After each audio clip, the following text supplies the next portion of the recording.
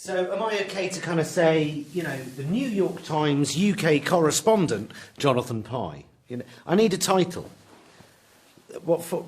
Twitter. I mean, Putin, he's waving his massive KGB willy at us. Come and have a go if you think you're hard enough. And we're not hard enough. It's like an out-of-date button mushroom down there. What do you think of the tie? Too much? I don't really know what to say. For the first time in my career, there are no words or expletives that can do this situation justice. War crimes are happening right now, from where I'm sat, about 1,000 miles that way. When it comes to sanctions, the EU are going full pelt, seizing billionaires' yachts, their villas, the whole shebang. Problem is, of course, they're still paying Russia for 40% of their gas, 350 million euros a day. So Putin has no shortage of cash rolling in to finance his war machine. And if Europe gets too whingy, he can just turn the gas off. So Putin's got Europe by the short and curlies. What? Pubes. Here in the UK, we don't have quite the same problem. Only 5% of our gas comes from Russia. Here, we're reliant on something far more precious: Russian money.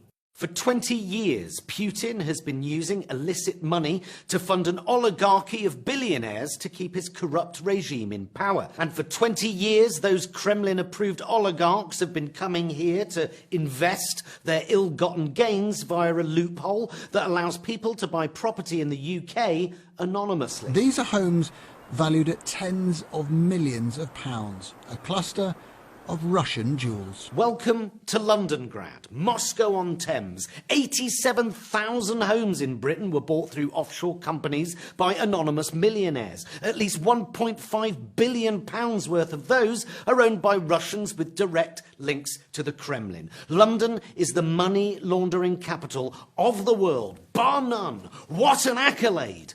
The London Laundromat, a one-stop corruption shop for anyone who needs to hide their money away with no questions asked. We have let it happen for years because it's how the UK makes money. It's the only industry we have left.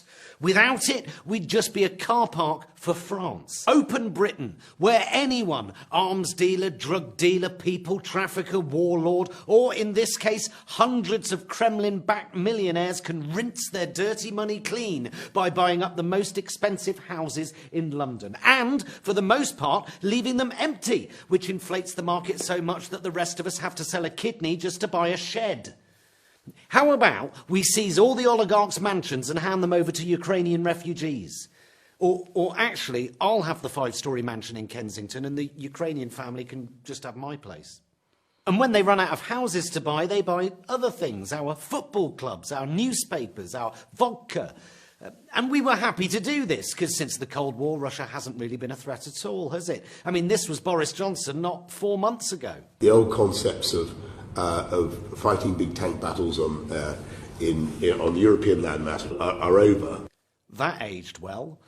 Speaking of Boris Johnson, he's up to his tits in it as well. Since he became Prime Minister, Tories have accepted £2 million in Russian donations. I know in American terms 2 million is the political donation equivalent of tipping the bellboy, but here we're much more strict. We put a limit on the amount of dirty, illegal, kleptocratic money that our main political parties can take, which has an upside for Putin because it means British politicians are incredibly cheap to buy. In 2020, 14 members of Johnson's government received Russian cash. The Tory party chairman even runs a luxury concierge service that helps oligarchs buy property in London. For years, our government was handing out golden visas to hundreds of millionaires, many with close ties to the Kremlin, buying entry to our country and then influencing policy with their fat checkbooks. So, of course, while the oligarchs' yachts and villas in Europe have been seized, their London mansions remain untouched. Because the dreadful, terrifying truth is, stronger sanctions against Putin are in danger of hurting us more than it does him. And this was Putin's plan all along. For 20 years, he's been slowly neutralizing us as a threat by using our own greed against us. Putin is a vicious, brutal war criminal, a mass-murdering tyrant, but a mass-murdering tyrant we can do business with, right? So what does that make us? Gutless. And Putin, more than most, knows quite how gutless we are. He's been taking the piss for 15 years and watching us do nothing. In 2006, he murdered a political enemy in a busy London restaurant with polonium. In retaliation, we expelled 4 Russian diplomats. The diplomatic equivalent of doing this. In 2018, he did the same again with a chemical nerve agent and nearly took half the cathedral city of Salisbury with him. UK's response? Prince William didn't go to the World Cup final in Moscow. Oh, that'll teach him. But it didn't, did it? Putin is an enemy who has form in overwhelming use of violence, punishing the civilians for choosing democracy. Shame on him. But shame on us.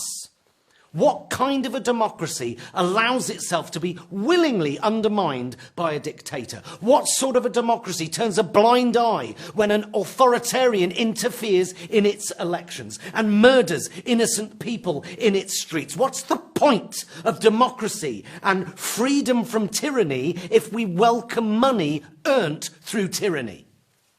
But here we are. Our entire way of life, Western democracy, revealed as a charade, a thin veneer behind which is hidden all the money we can stuff in our pockets. A story we tell ourselves to make us feel safe and moral, when in fact we are neither. It's so fucking depressing. There you go, I found the words. Fucking depressing.